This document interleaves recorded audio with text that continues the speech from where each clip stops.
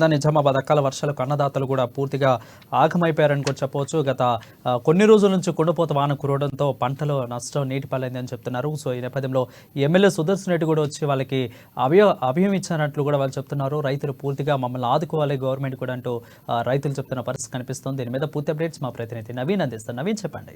4 రోజులకి క్రితం కురిసిన అకాల వర్షాలకు పూర్తిగా పంట కూడా చేతికి రాని పరిస్థితి కనిపిస్తుంది. 3 రోజుల రాత్రి కురిసిన భారీ వర్షానికి కూడా పూర్తిగా చూసుకున్నట్లయితే పంట కూడా పూర్తిగా నేలమట్టమైన పరిస్థితి కనిపిస్తుంది. చూడొచ్చు ఇక్కడ మనం పూర్తిగా చేతికి అందిన పంట కూడా పూర్తిగా నేల పంట కావడం, పూర్తిగా వాటర్ తినడం కూడా పంట పూర్తిగా దెబ్బతిన్న పరిస్థితి మాత్రం స్పష్టంగా కనిపిస్తుంది. ఇక్కడ చూడొచ్చు విజువల్స్ లో పూర్తిగా చాలా ఎకరాల 1000 ఎకరాల పంట కూడా పూర్తిగా నీట మునిగిన పరిస్థితి కనిపిస్తుంది. దీంతో తమ చేతికొచ్చే పంటను కూడా పూర్తిగా కోల్పోయామని చెప్పి కూడా రైతులు ఆందోళన చెందుతున్న పరిస్థితి మాత్రం కనిపిస్తుంది. దీనిపై మాట్లాడడానికి నిజామాబాద్ జిల్లా చెందినటువంటి రైతులు అడిగి మరిన్ని తెలుసుకుని చెప్పండి. మనం కురిసిన వర్షాలకు ఎంత పంట నష్టం జరిగింది, ఎలా ఉంది పరిస్థితి?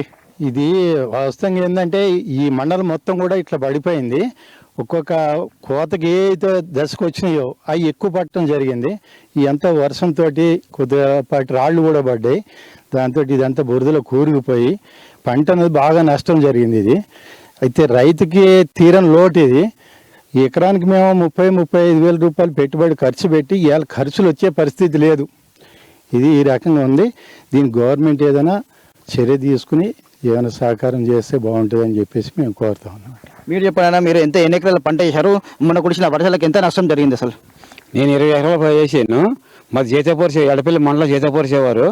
అయితే మొత్తం పడిపోయినాయి. వర్షం, వాన, గాలి, రాళ్ళు మొత్తం పడిపోయింది. మొత్తం పడిపోయి మొత్తం బీభత్సం చేశారు. అంత బురద, నీళ్లు. ఇప్పుడు ఇది కొయ్యాలంటే కూడా సాధ్యం కాదు. ఎందుకంటే పడిపోయింది, మొత్తం తీయాలి గడ్డి. ఈ బురదలో రాదు. మిషన్కే టైం పట్టేస్తాయి, 4 గంటలు పడతాయి. ఈ 4 గంటలు దీనికి సరిపోతాయి. ఇది పడిపోయింది, లాసు ఒడ్లు సగం పంట వస్తుంది. సగం పంట ఉన్నది మిషన్ సరిపోతాయి. అందువల్ల రైతుకి చేతికి పెద్దగా వచ్చి ఎంత వస్తుందో మాకు అలా అంచనా కూడా ఏం తెలుస్తలేదు. చాలా లాసులో ఉన్నాం. మరి ప్రభుత్వం ఏమన్నా దీనికి సహారం చేస్తే మేము కొద్దిగా నెక్స్ట్ పనికి పెట్టుబడికి ఏమన్నా కదా మంచిగా ఉంటుందని ఆశిస్తున్నాం. అంటే ఎంతవరకు పంట నష్టం జరిగింది మీకు? అసలు ఇది బురద, ఇది కోసి ఇది ఇటు కాకుండా ఇప్పుడు సగం తయారైన సగం తయారవ్వలేదు. సగం ఉన్న కింద పడి మొలిచేస్తానే. ఈ ఒక 20 బస్తాలు వస్తాయేమో. అయితే 20 బస్తాల్లో కూడా మిషన్కి వెళ్ళిపోతాయి సగం. ఎందుకంటే మిషన్కి 4 గంటలు, 4 మూడు 12 ఏళ్ళు మిషన్కి అయిపోతాయి. అది దీనికి అంచనా కూడా సరిపోతుంది. ఇంతకు ముందు కూడా పడిపోతే కూడా ప్రభుత్వం ఇవ్వలేదు. ఈసారి అయినా కాంగ్రెస్ ప్రభుత్వం ఇస్తుందేమో అని ఆశిస్తున్నాం. మరి మీరు చెప్పండి, మొత్తం మొన్న కురిసిన అకాల వర్షాలు పూర్తిగా ఇటు ఏరియాలో కూడా పంట పూర్తిగా నష్టపోయిన జరిగింది. ఏమైనా అధికారులు వచ్చి మన అంచనా వేశారా? ఎలా ఉంది పరిస్థితి? దాదాపు ఎడపల్లి మండలంలో 920 ఎకరాల అంచనా పడిపోయినట్టు అగ్రికల్చర్ అధికారులు మా ఎడపల్లి మండల్ అగ్రికల్చర్ ఏవో గారు సిద్ధిరామేశ్వర్ గారు వచ్చి కూడా పర్యవేక్షించారు. పెద్దలు సుదర్శన్ రెడ్డి గారు కూడా వచ్చి నష్టపోయిన రైతులని ఆదుకుంటామని భరోసా ఇచ్చారు. మరి కాంగ్రెస్ ప్రభుత్వం ఆదుకుంటుంది రైతులనని నేను కృషి చేస్తున్నా.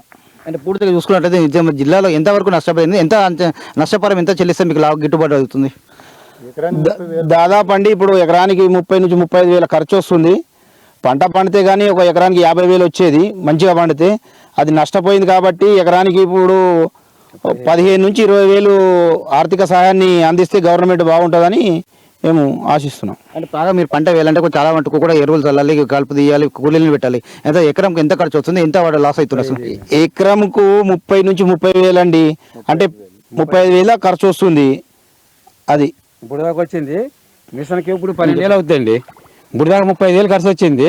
ఇప్పుడు మిషన్కి వస్తే బాగా ఖర్చు వస్తుందండి. ఇప్పుడు 4 గంటలు 4 మూడు 12 ఏళ్ళు మేము మిషన్కి వెళ్ళిపోతాయి. ఇప్పుడు అది ఈ వడ్లు కూడా కొనరండి. ఇప్పుడు చూశారు కదా, ఈ వడ్లు రేటు పెట్టరు.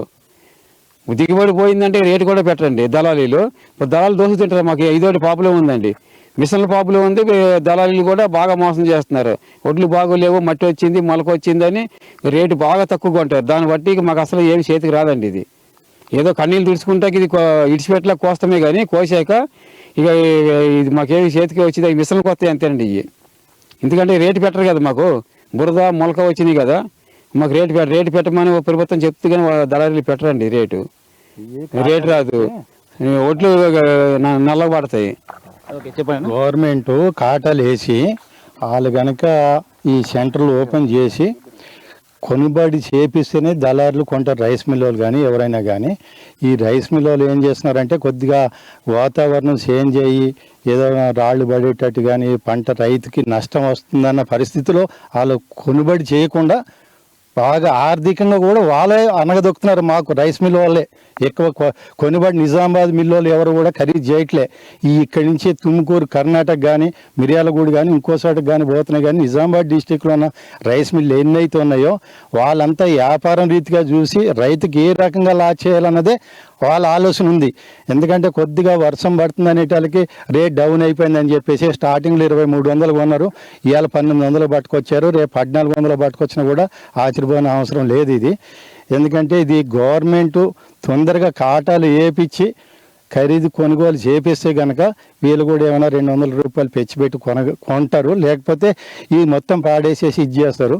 మా కోత కూళ్ళు మిషన్ ఛార్జీలు ఇవే వచ్చేటట్టు ఉన్నాయి. కానీ మేము చేసింది పెట్టుబడి పెట్టింది ఏది కూడా మా చేతికి వచ్చేటట్టు లేదు. దీనికి తగిన చర్య తీసుకోవాలని చెప్పేసి ప్రభుత్వాన్ని మేము కోరుతా ఉన్నాం.